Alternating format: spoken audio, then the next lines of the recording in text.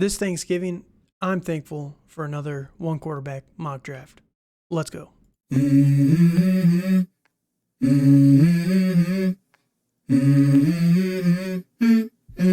Let's go. Hey guys, welcome back to another episode of Dynasty After Dark. We're your hosts, Calvin Timms and Dale Terry. And happy Thanksgiving out there for everybody. It's a great holiday. You know, we're recording this a little bit early, so forgive us, but we're going to be sitting back watching some NFL action all day long here today. And, we got a nice mock draft for you guys. So hopefully you guys enjoy this one. But yeah, we're thankful for you guys out there specifically. And we're thankful that we get to talk about this on a regular basis. Just me and my buddy here talking about football, fantasy football, something we love. We all love to play it anyway. So, it's a good time. And, we're all thankful. So hopefully you guys are thankful out there and you guys are having a good day. Before we get into anything here today, Dale, how we doing? Hey, I'm doing pretty great. I've been kind of bummed the past couple weeks in this one dynasty league I'm in. We do like the median scoring, and I was 10-0. I was starting out great, and then the past few weeks, I'm now I was in first place. Now I'm in fifth place, at 15-7, not doing so hot. I'm kind of reeling with injuries as usual, so I'm just ready to sit back this Thanksgiving and watch some football and not really try to stress too much. Yeah, I can feel that. I can feel that for sure. Yeah. It's not as fun when you got little kids, but that can't entertain themselves yet. But we're getting there. We're getting there. So Absolutely. All right. So today we have a one quarterback mock draft. We did a super flex mock draft about 4 weeks ago now. But we're excited to do a one quarterback because, this quarterback class is very good. Don't get me wrong. There's a lot of guys. There's going to be a lot of movement on this actual class depending on who ends up being a first round pick, who ends up being how high they go in the first round, everything like that. But I wouldn't be surprised if 5 quarterbacks end up going in the first round ultimately in May or April or whenever the draft is. And if 5 first round picks, that's going to completely warp a lot of the Superflex mock drafts, right? One quarterback, we don't have to worry about that so much. We get to talk about the other players in the draft that aren't the quarterbacks because those guys, they can be first round picks. That's great. They can be second round picks. They can be third round picks. You can even have a fourth round pick like Amon-Ra St. Brown, who's a stud. But, don't tell the analytics guys. They don't like that too much. But, it doesn't necessarily have to be those top guys that are the only guys you want to look at for your dynasty leagues, right? Obviously, the higher you go in the rookie draft or in the actual NFL draft, the higher the odds are that you're going to be a success. But, it's not 100%. And you see all the time these second round running backs, these third round wide receivers make a name for themselves. And they're now fundamental pieces of a lot of dynasty rosters out there. So we're going to be talking about a lot more guys here today just because it is one quarterback and they're not nearly as valuable. We'll see how high the quarterbacks do go as well. But before we do that, if you can, please follow us on Twitter at TDC_Calvin for myself. You can follow Dale at Dynasty_Dale. You can follow the podcast at FF After Dark. And you can find us on Spotify, Google, Apple, Rumble, YouTube, anywhere that podcasts are really found. If you're listening in one specific place, we are available out there pretty much anywhere. So, it doesn't have to just be that one spot. But we appreciate you guys, like I said at the beginning. And yeah, we're going to have a good time today. And while you're over there, for Thanksgiving's sake, if you can, just like, comment, subscribe, all of those things on the video. It really helps us out. And, it's a nice thing to do on a day of giving thanks, right? You're listening to this podcast. Clearly you want to know, thank us for this information we're about to break down with a like or a subscription, right? So enough pleading or begging or whatever, but let's get into it. We're going to go through 12 picks, one round of a one quarterback mock draft. This time I have been luckily given the 101 by Dale here, and I don't think this is going to be a surprise for anyone out there, but it's going to be Marvin Harrison Jr. With Ohio State. And this dude is just, it's hard. I feel like generational gets thrown around too much nowadays, right? A lot. And Marvin Harrison Jr.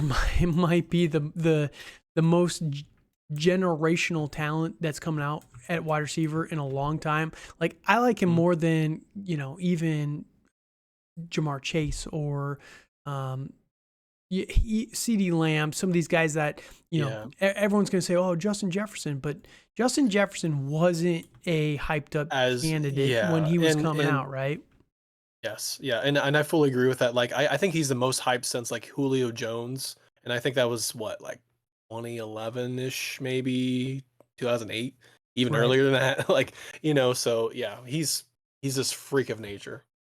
Yeah, and there's just nothing bad you can say about the kid. He wins at all levels. I mean, Mm. even with a subpar Ohio State quarterback, this year, we've seen what he can do with above average with CJ Stroud, with Mhm. Justin Fields, and he's still doing well even in with a subpar offense. So, Marvin Harrison, nothing bad to say about the guy. Just lock it in 101 in a non super flex.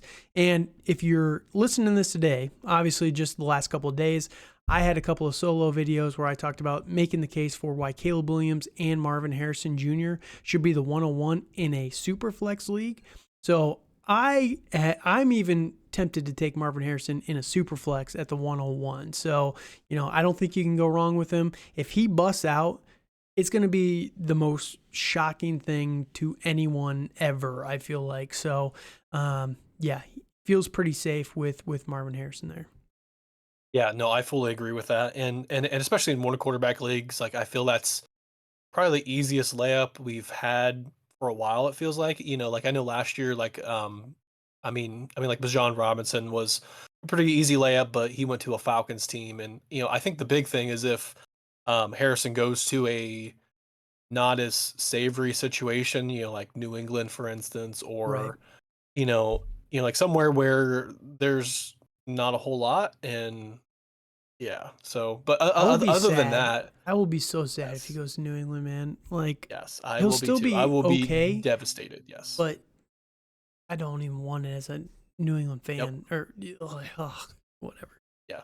It's gonna be pretty bad. But All right, all right. 102. Well, Who yeah, are you going to yeah. surprise me On with here? yes, yes, and honestly, in one quarterback leagues, like here's where the draft really starts, Yep. in my opinion. Yep. So, I'm gonna go with Malik Neighbors. Okay. All right. I feel if Marvin Harrison Jr. was not in there, in this draft, that he would be like it's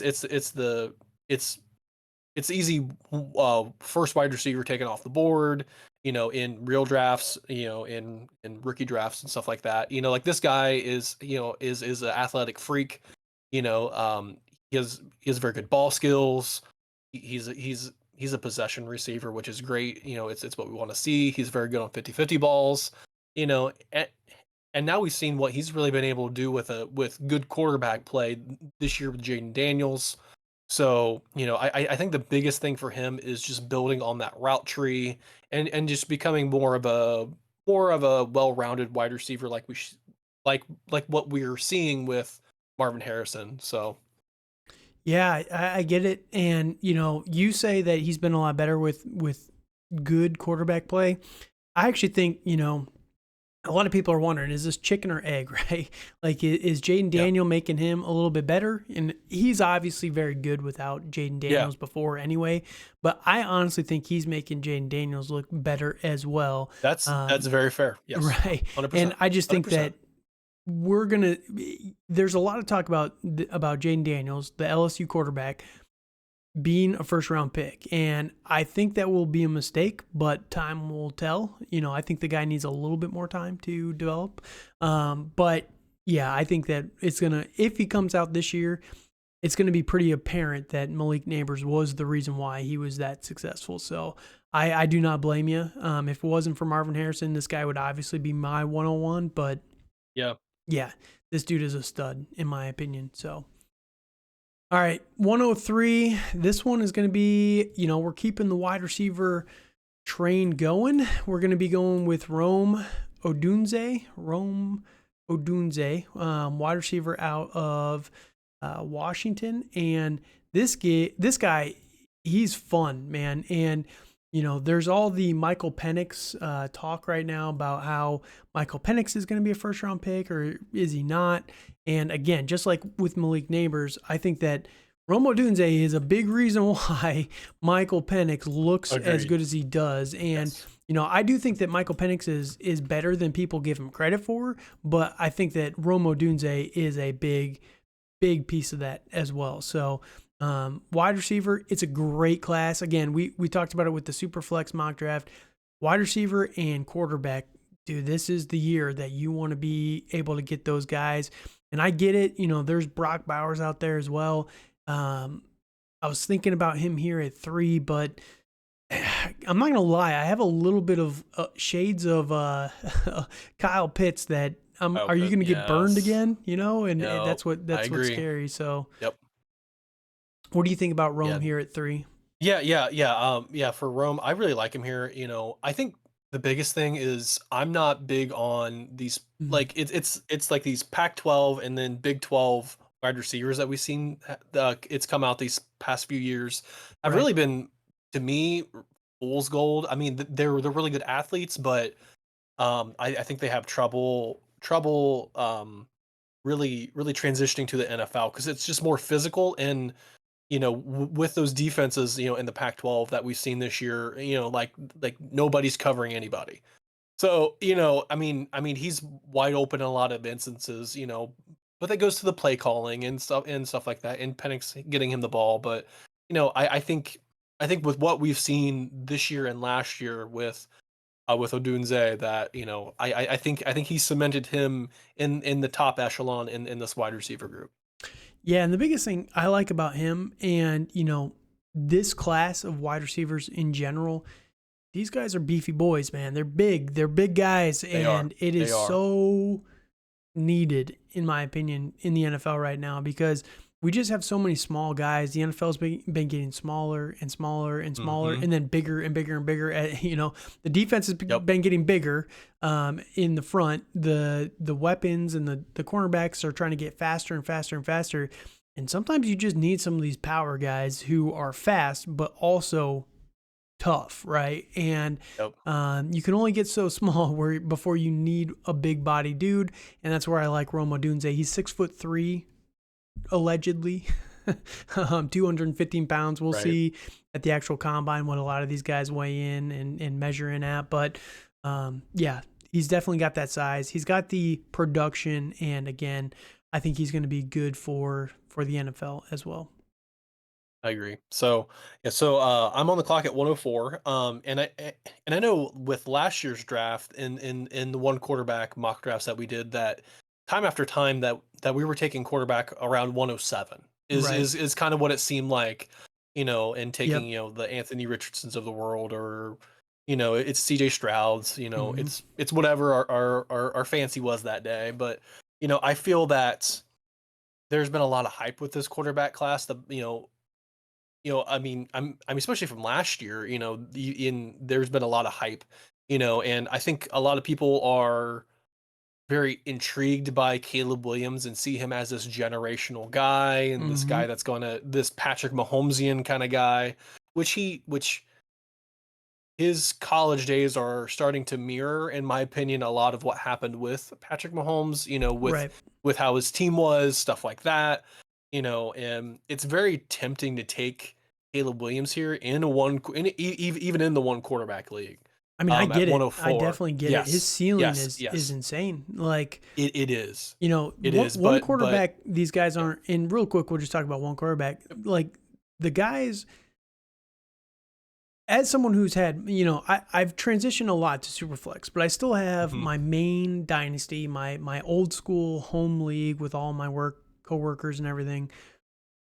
Even in that league, though, the elite quarterbacks are untouchable. They're untradeable, essentially. Like, 100%. One first round pick is not going to get a Justin Herbert or a Patrick Mahomes or whatever. So, even though they're not super important because there are so many guys, and the gap between, Kirk Cousins and CJ Stroud, or, whoever, Dak Prescott and CJ Stroud or Kyler Murray, whoever it is, right?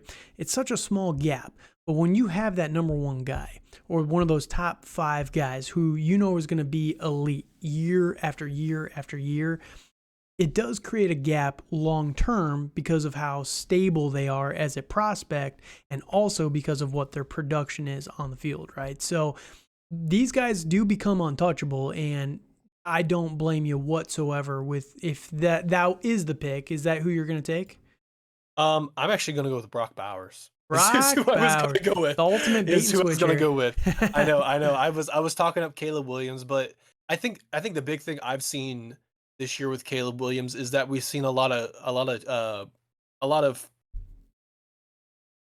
chinks in the armor, I guess you could say. So, Right. I think I think with him, it really all depends where he gets drafted. Yeah. If he gets drafted to somewhere that has bad New O-line England. play, it's yeah. I mean, anywhere that has bad O-line play, he's going to struggle. Right. He's going to really, really struggle because I don't think he's able to process things quite as well yet because he's playing in the Pac-12 that he's having to have these shootouts every week and having to Right. make these magical plays. He's able to make all the throws, but I'm not sure how that's going to go.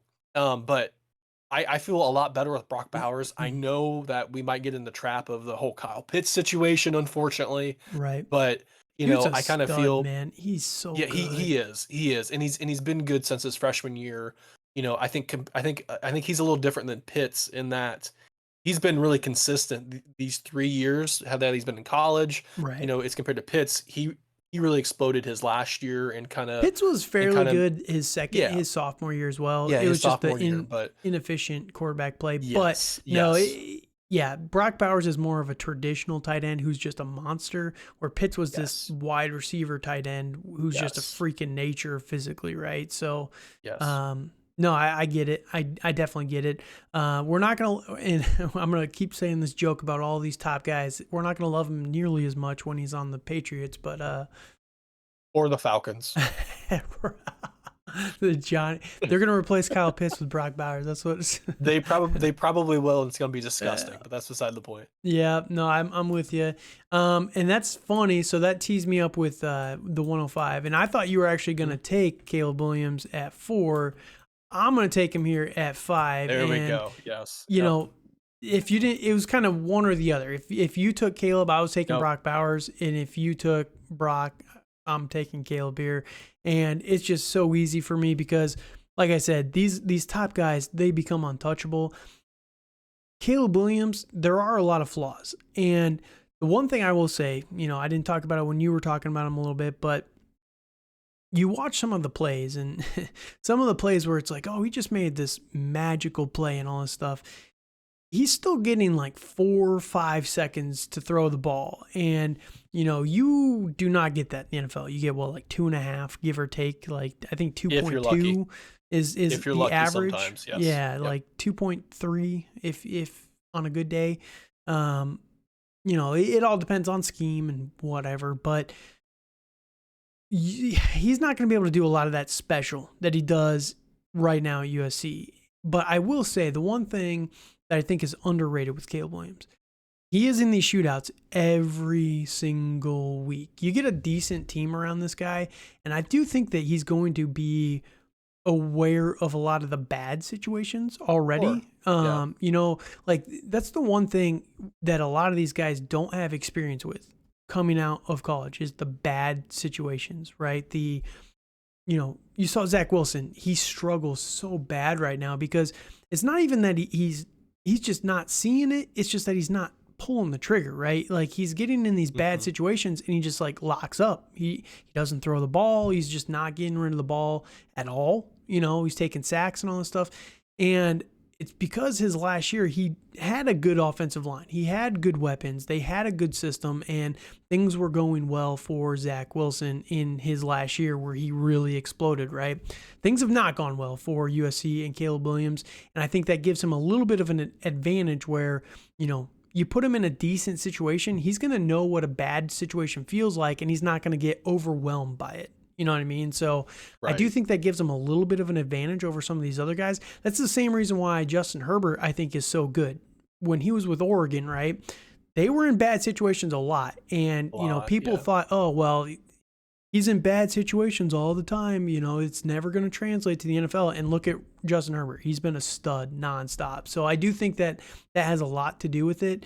And I still think that the ceiling on Caleb Williams is otherworldly. So, you know, at He can 105, be. I feel like it's still a Yep. little bit of a steal, but, you Oh know, yeah, yeah, yeah. And I mean, and realistically, like I feel in one quarterback leagues that like you can take Caleb Williams at the 102, honestly, you could. and it still would feel okay. If you need a quarterback, I mean, I don't blame you Yes, yes, whatsoever. 100%, 100%. Like, So okay, let me you ask you: know, if you were in a 12-team league, right, and you're in one quarterback, your starting quarterback was Brock Purdy, would you still take Caleb Williams? Brock Purdy's been balling out. That's he's kind of the reason why I'm saying, like, what's the line here of I probably still would because I think Purdy's on that fringe as as a top 12 quarterback. Like I okay? don't think he's I think he's close, but I think I he's a still think solidified top 12 guy in that's that fair. offense, Yeah, but you fair. know.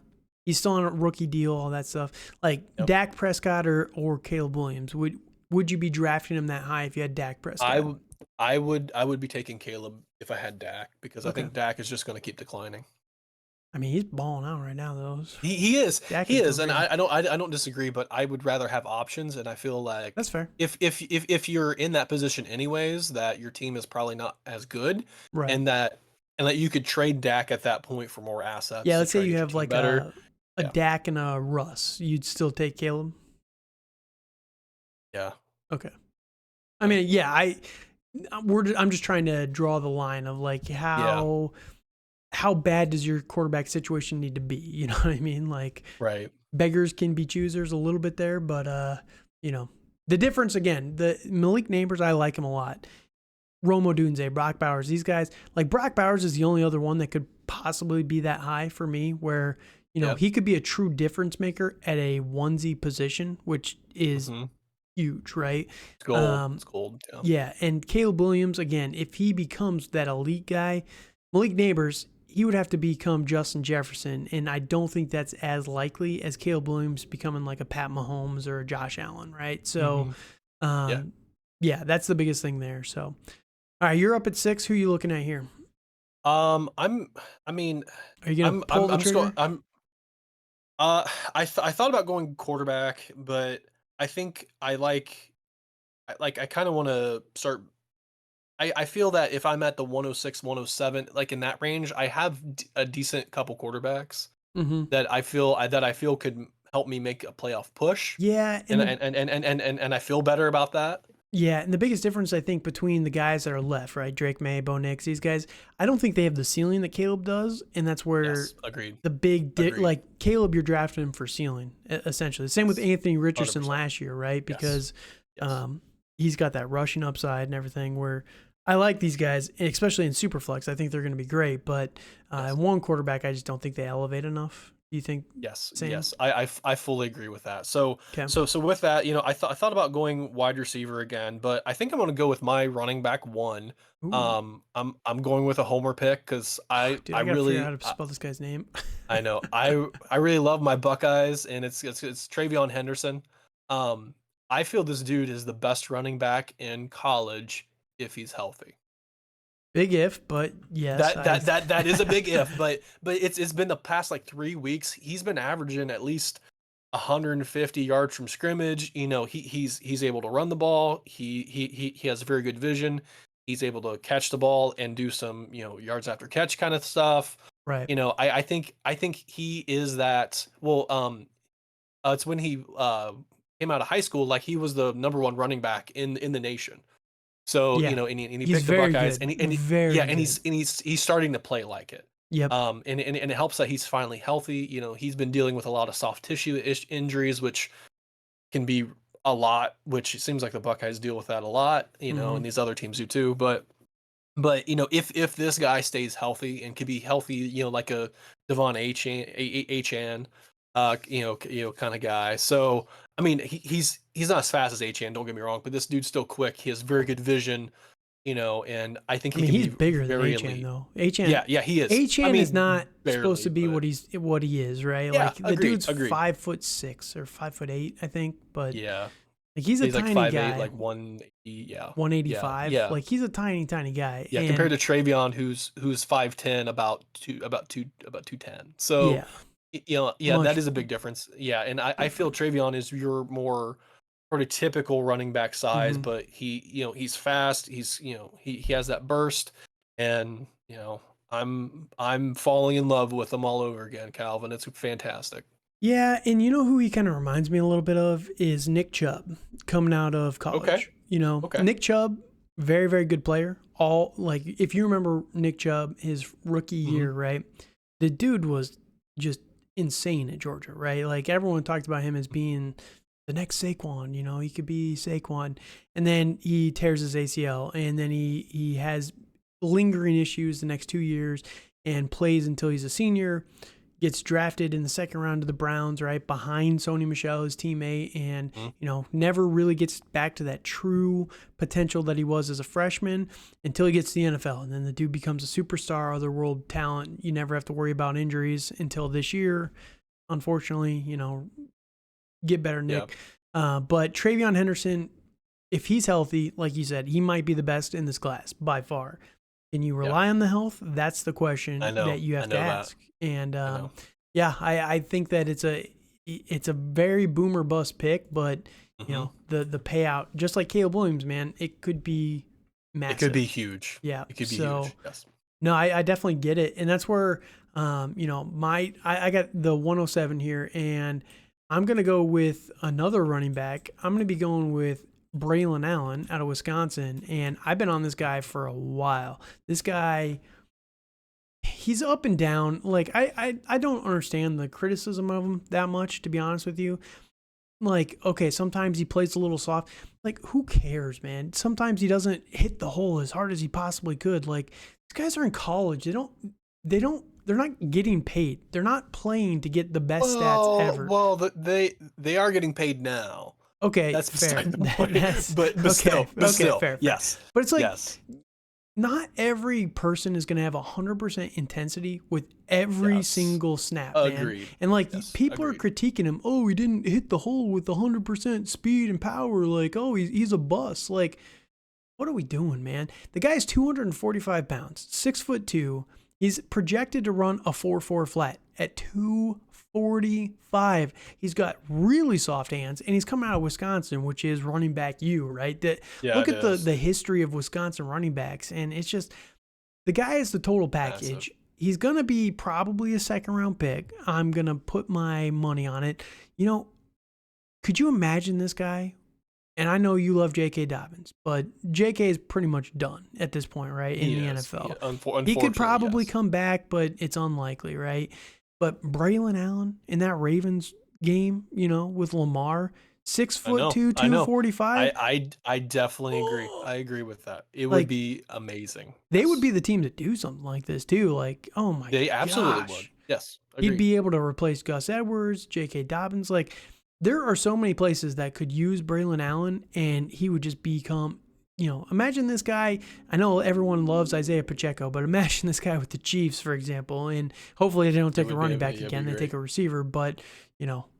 dude, it's just, this guy is the total package. People critique and they nitpick some of the dumbest stuff, and this guy is young too. Like he's pretty young. If I remember right, I think he's only 20 years old right now. And he's already that He's big. he's very, very young. Yes. Yeah, he's only 20 years old. So,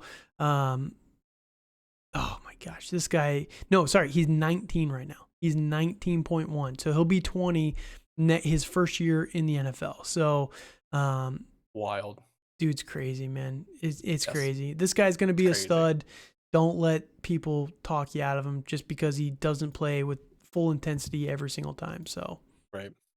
all right, you're up here at the 108. Who you got? I mean, here's where I kind of think about quarterback, but also again going back to my point, like if you're kind of at the 108, like you're almost in the semifinals, like you're kind of making that run, and I don't think a quarterback's really going to get you over the edge at that Mm-hmm. point, in my opinion. So I'm going to go with another Ohio State guy in Emeka Egbuka. Um, You're okay. yes, I think he's finally going to be healthy once this year's done. He's been dealing with like some I believe some hamstring issues and stuff like that. And I think he's finally starting to get a little bit healthier. He's starting to play a little bit more. This dude is a yard after catch machine. Mm-hmm. He's very quick. He's very quick, explosive. A violent runner after the catch. And I think he can be a big difference maker. In these, as a slot player. I don't really think he's an outside guy by any means. That's not really his game. He's not as good down the field as like a Chris Olave was at Ohio State or Mm-hmm. Garrett. I more compare him to a Garrett Wilson type in my Yeah. opinion. Yep. A guy you can like throw the slant to or a screen to, and he can take it all the way to the house. So Mm-hmm. I think this guy can be elite. Um, and be in a decent, I don't want to say the upper echelon of wide receivers because there's a ton of great wide receivers out there, but I think he's just going to keep rising up boards. Mm-hmm. I get people are a little bit weary about his injury history, but they were also worried about JSN's injury history, and he's finally getting right. As long as they can throw the ball downfield in Seattle, but that's a whole Yeah. different story. Right. So, but I do feel though that it all depends where he goes. Obviously, but if he goes to a place where they're going to use him as this yak guy, I think he's going to be great. I mean, the thing with Egbuka is I don't know if he's ultimately going to be a first round pick. Agreed. I think he's Yes. I think he's destined at this point to be a second rounder, and And that's perfectly fine. yeah, and that's actually good news because I was thinking about some of the potential landing spots with this guy, and where I'd love to see him is the Dallas Cowboys. I'd love to see him in the Dallas Cowboys, Yep. and he would never go to them in the first round. But if they got him in the second, man, that would be so much fun. You pair this guy with CeeDee Lamb and Dak Prescott. You still have Brandon Cooks out there on the other side. Oh man, I just think that would be so much fun. But there's a lot of places. I think when people look at Egbuka is they kind of think that he's ultimately like Amon-Ra St. Brown was when he was coming out. Oh, he's a slot guy. He's never going to be the number one. He's a Josh Downs, right? The guy plays in the slot. He can't be the number one.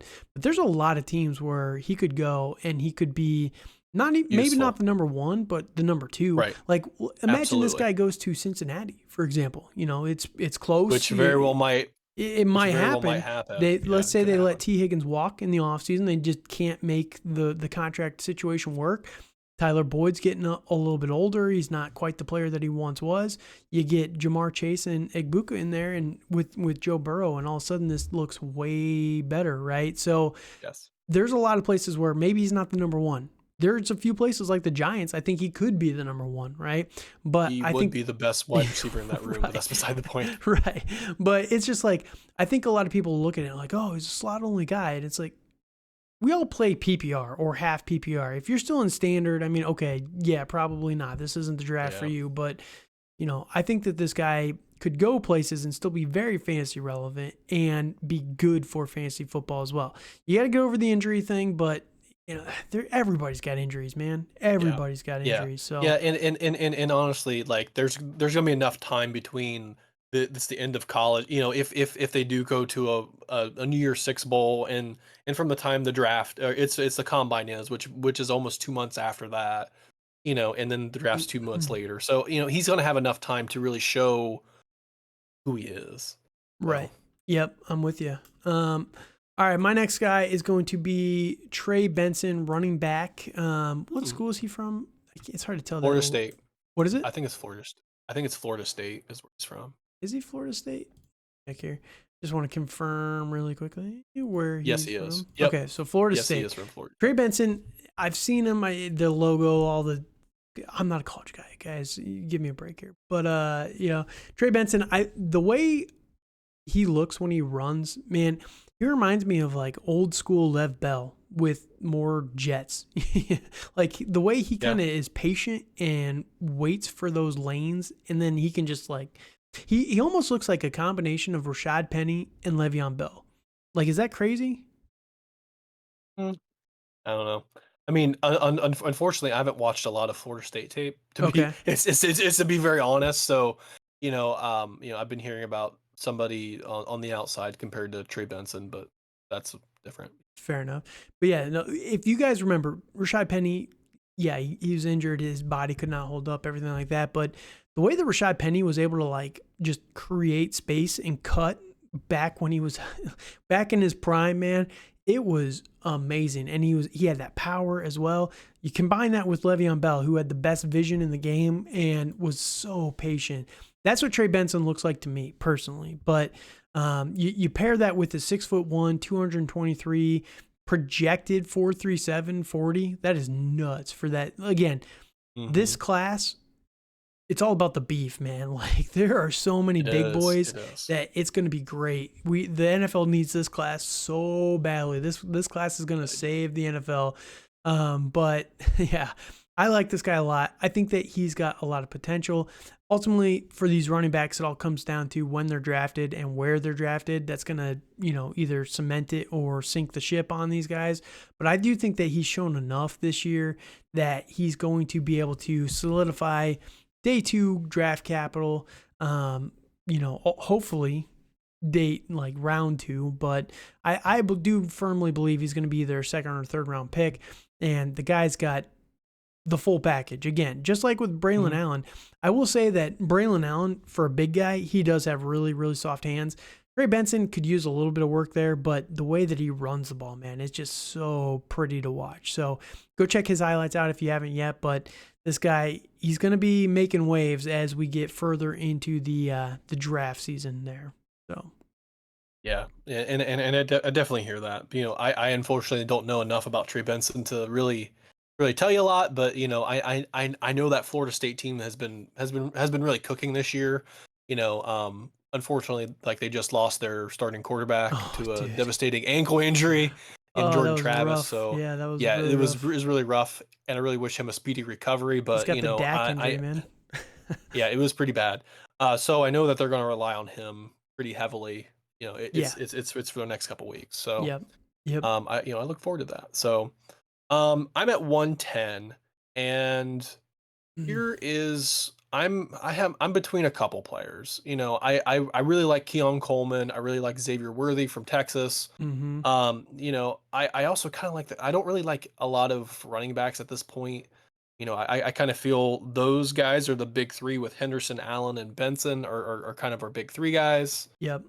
Um, Jonathan Brooks so is the one guy that's kind of rising right now. Yes, he and then is. the other guy that I think this guy's going to be a massive steal. We're probably not going to talk about him other than this little 30 seconds that I'm going to give him. Raheem Sanders, we talked about him last summer, as our look ahead.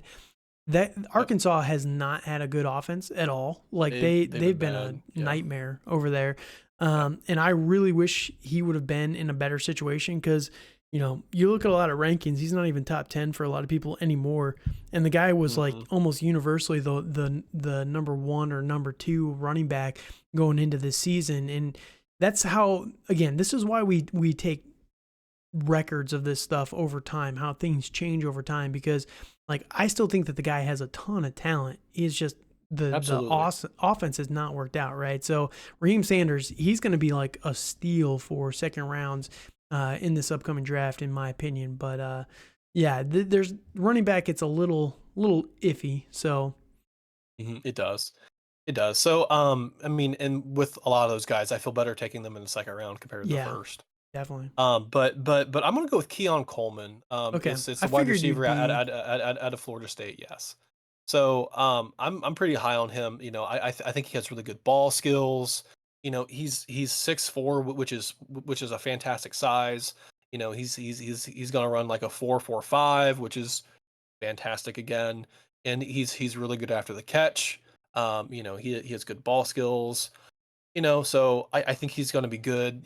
I just, it's kind of like what we said with Neighbors earlier in the episode, like whether it's the chicken or the egg, because Jordan Travis has been really really good for Florida State, Mm-hmm. and I wonder if it's been Coleman really bringing up Travis, or Travis was bringing up Coleman. So I think we're gonna find out that a little bit more in the next couple weeks. Right. So They I still think we're went on to gonna. win that game, even without the guy, Yeah, though. well, So, it was against Northern Alabama, which is like a FCS school. So I would, dude, they I still would, went I up would hope like they would win. 13-0, and then they I lost the know, I quarterback. know, It still won. Like, it was I crazy. know, but that's college for you. So I know. yeah, So bad. but with Keon Coleman, he's your prototypical size, speed. Like he has great hands. So Mm-hmm. again, I think a lot of things with these wide receivers is just working on a advanced route tree, which he can learn that. So Dude, I just saw that I, his I feel pretty good teammate, about it. Johnny Wilson, is 6'7". It's 6'7". It's wild. Yes. What? Oh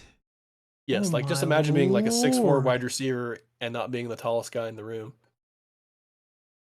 Yeah, it's wild. He's projected a 4.4. Yeah, Dude, this wild. class is That's nuts, man. it's nuts. Yes, This it's class is nuts. awesome. I love this It's so much. it's vastly different than last year's class. Oh, dude, as a Vastly sizist, as a different. known sizist on this podcast, You are, and it's I yes. am so excited for this draft class. I liked last year's draft class. I am so excited for this one. Yeah. So, all right, that puts me on the clock. And again, I like that pick as well. Keon Coleman. It's just again, you got beef, and it's hard to pass it up. Now I'm looking at quarterbacks here again. The biggest thing keeping me out on Drake May is just the ceiling. I just can't. Like, there's no world where I'm taking Drake May. Let's say the team that I talked about earlier, where you have Dak Prescott and Russell Wilson. Those are your two quarterbacks in a one quarterback league, right? There's no chance that I'm ever starting Drake May over either one of those guys for the foreseeable future. Like, Yeah, what that's is true. what That is is the true. trade value of Drake May, right? Like, he's not an untouchable guy. You can have him for a second round pick next year after his rookie year because he's not going to Yep. be a superstar, right? Or maybe he's Yep. part of a package where you're trading for, Jamar Chase, whatever it is, right? And he's a Right. throw-in type of piece, right? So I'm not taking guys in a one quarterback that I think are capped, right? Because of their potential trade value. That's why, for me, I'm going to be going with, man, this is where it's tough. I'm looking at either Xavier Worthy or Xavier Leggett. So both the battle of the Xaviers, I think Right. I'm going to go with Leggett. And man, Tell that's me tough. why. Tell me why. So Xavier Leggett, this guy is, and let me on you real quick. So Xavier Leggett where's he from? Is it Arkansas? He is from South Carolina. South Carolina. South Carolina? Yep, it's the Gamecocks, Calvin. Come on, man. Really? Yeah, Didn't it realize is. that. Yeah, yeah. Let me see. So he plays in the SEC, which I know NFL teams love SEC players. Yes. So yeah, this guy is gonna, again, him versus Xavier Worthy. The biggest difference for me is the size, though. And I was confused. I saw another South Carolina logo, and it was the SC. So I was really Oh. confused because the logo are- was different for both of these guys. But sorry, my college knowledge is subpar. But Slim. Yeah. this guy, Xavier Worthy, has been very good for multiple seasons now, right? And he's been good with Texas, and I get it. I understand those arguments that he might be the better player right now. He's a burner, right? He's 172, 6'1". He's got decent size, but he's projected a 4.29. Xavier Leggett is 6'3", 227, and also projected a 4.29. Like, I don't want to be a sizist specifically, but you are a known sizes, Calvin. I know, It's but he's been very, it's very okay. good this year. Xavier Leggett has been extremely good this year, where Xavier Worthy has been solid. He's a deep threat, but I don't feel like Texas really moves him around the field as much. Like he doesn't play as many roles as Leggett does.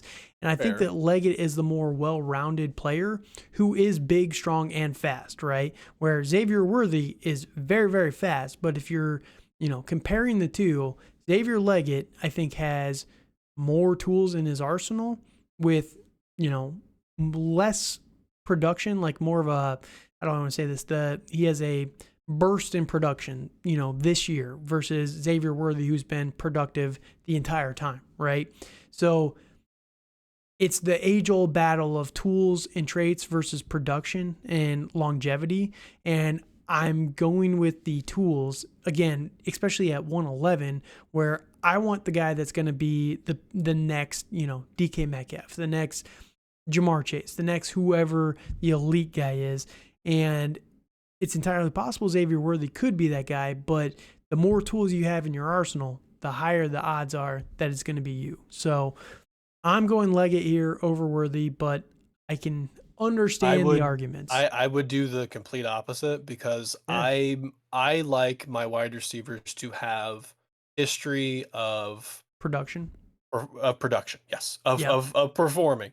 I kind of think this is the whole Josh Downs argument that we had last year, in that Yeah. we and that we saw his size and we saw him just being at North Carolina, as like, oh yeah, it's not really gonna roll over to the NFL, and it has. It has, Well, because to he's be a fair, it it has with had Gardner it's Minshew. To but be fair, but but yes, you're 100% right. but we still had a small sample size with Anthony Richardson, and he was getting the ball in some instances, but Anthony Right. Richardson's not. He was having trouble getting the ball to a lot of wide receivers. That's beside the point.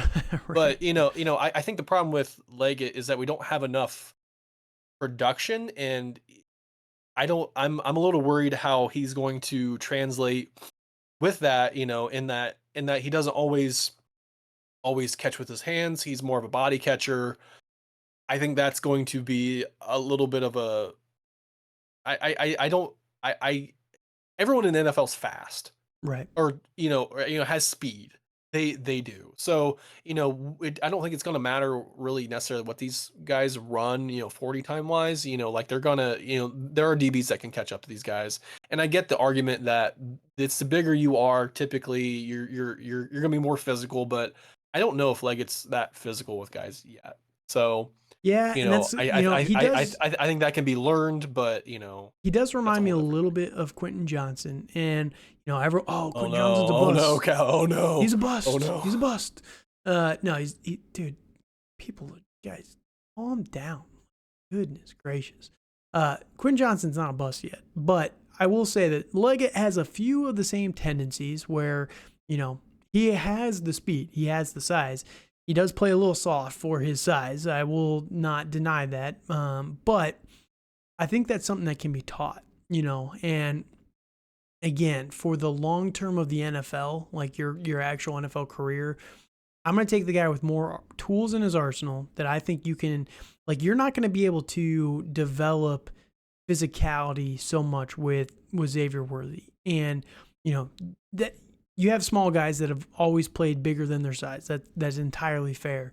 But I do think that you can train, like, you cannot out muscle DK Metcalf. And if you can train Leggett to be like a DK Metcalf, this dude is going to be just a dominant threat in the NFL. So, it's more of the upside again, but I think give me the tools and let the coaches and putting a lot of faith in the coaches in the NFL is a risky Nope. proposition, but 100%. let them do their job essentially and develop these guys.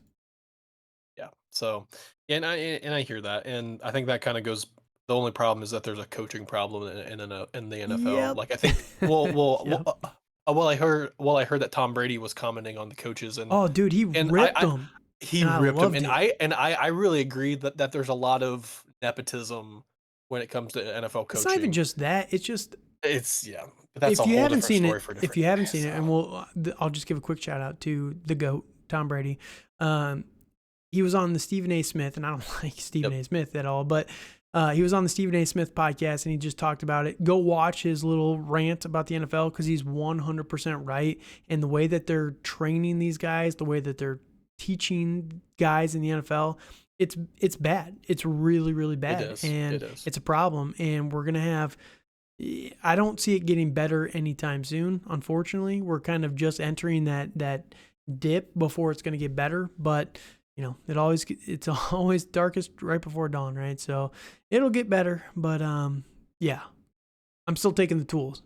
Can't change my mind. That's fair. All right, who's your last pick? And with that at 112, it's a guy with all the tools. It's compared to a guy who's a little bit who's a little bit more flashy. I'm going with Bo Nix over Drake May. Nix. I'm taking Bo Nix. I think he's going to be set to be probably a high drafted pick. He's probably going to be top 15 in my opinion. He'll be top 10. He'll be top 10. So, I mean, I think it all depends on how quarterback needy some of these teams are. So, I think he possesses the right tools for the NFL. He's played in the SEC in Auburn, and then he transferred over to Oregon. He is playing a little bit easier defenses in the Pac-12, but he's shown growth each and every year. Compared to Drake May, I think Drake May is making the same mistakes he was, his sophomore, freshman year. He's not really. I don't think May's seeing the field as well, and he's playing just poor defenses in the ACC. He's playing and losing against really not pretty mediocre teams. It's compared to I know Oregon has a better team than North Carolina, but I think Bo Nix can really look at the field. He's able to process it better. I just think I think that really bodes well in the NFL, being able to process the field, see the field, and he has notable starts, and I think he started almost 60 games at this point. He started. I was gonna say, isn't he like a super senior now? I think he's a 5th-year senior, and I think he played like 3 years at Auburn, 2 at Oregon, I believe, or something like that. He's been around a long time, but he has starts against really good teams, and in his when he was playing the SEC, he was playing. He played Bama each year. He played Georgia each year. He played these decent. He's played these really good defenses. He's struggled, but he's shown growth each year, and I feel that's very, very important. Yeah, I mean that'll be an interesting debate when we get to our rankings. It will be in the future, 100%. But yes. I'm still taking Drake May. I like Drake May a lot more. That's fair. People talk about Bo Nix, how he's a mobile threat, but he just never does it. And it's like, I don't know. I need to see it. I don't know if he still has it. I think we had that same argument with CJ Stroud last year. CJ Stroud, we saw it in the Georgia game. Like he showed it. Finally, like he did. We assumed that he had it, right? You and I both assumed that he had it, but he just never showed it, right? Until the Georgia game, and it's like, oh, perfect. This is exactly what we thought he could do, right? Yep. We haven't seen it from Bo Nix in a long time, and I just need to see it to believe it. That's very, very fair. Very fair. That's it with Bo. That. But I like Drake May a lot. I really do. I think that Drake May. I talked about this with the Caleb Williams video. Go check it out. But I would not be shocked if Drake May goes ahead of Caleb Williams in April in the draft, because you've got all the offseason and off the field stuff with Caleb Williams and all these whisperings and rumors, and I think a lot of that could rub some owners the wrong way, that Caleb Williams doesn't take it serious. He thinks he's the most important person in the room, and you got billionaires over here who don't give a crap what you have to say, right? Yep. So I think it's going to rub some of the owners the wrong way, and I could see them doing almost what's the mini-me? What's his name? Bryce Young. I could see a Bryce Young situation where, you pass up CJ Stroud, who is the better player potentially, in Caleb Williams for someone like a Drake May, who, granted, Drake May is not 6 foot tall or 5'9" or whatever Bryce Young is, but yeah, I think that I think I would not be shocked, essentially, is if Drake May was the 101 come spring. Yeah. So that's fair. But no, let us know your guys' thoughts on this mock draft. This one was fun. We're gonna have to do a 2-round eventually because there's so many guys left to talk about. Like my boy Lad McConkley. Don't know. What's his last name? Lad. I just love his name. Lad. Yeah, I know who you're talking about. Lad, he's the Georgia wide receiver. Yeah, dude. He's Lad McConkey. Yeah, I said that right the first time, right? His name is a weird one. But he's the next Julian Edelman, man. He's the next Cooper Kupp. What are you mad about here? Stop. What are you mad about Let's here? wrap it up, Calvin. Let's wrap it up. Come on. All right. We're gonna have to do a 2-round here soon, just so we can see how high I'm gonna draft him. Absolutely. But no, hopefully you guys enjoyed this 1-round mock draft. Let us know your thoughts on these elite players. Again, the top 5, you can almost take them in any order, even 6, even Travion Henderson there. And yeah, I just love this class. I am super excited. Be excited. Don't let the people bring you down because, in about 3 months when March rolls around, people are going to say, this class sucks. It's all for 2025. 2024, I can't believe anybody bought any of these first-round picks. These guys all suck. And, this class is going to be good. It's going to be really good. I think this is the class that saves the NFL. So let us know your thoughts on these picks and who we missed out on, who you like, who you didn't like. Again, thank you guys for watching this. It's Thanksgiving. Make sure you guys get some of those mashed potatoes. Love me some mashed potatoes. Eat some of that turkey. Watch some football and have a good time. So thank you guys so much for listening. Again, you can find us on Twitter at TDC_Calvin, at Dynasty_Dale, and at FF After Dark. Until next time, thank you guys. Have a good night. And we all got dreams. We all want things. But what you gonna do for it? How you gonna move for it? What you gonna be?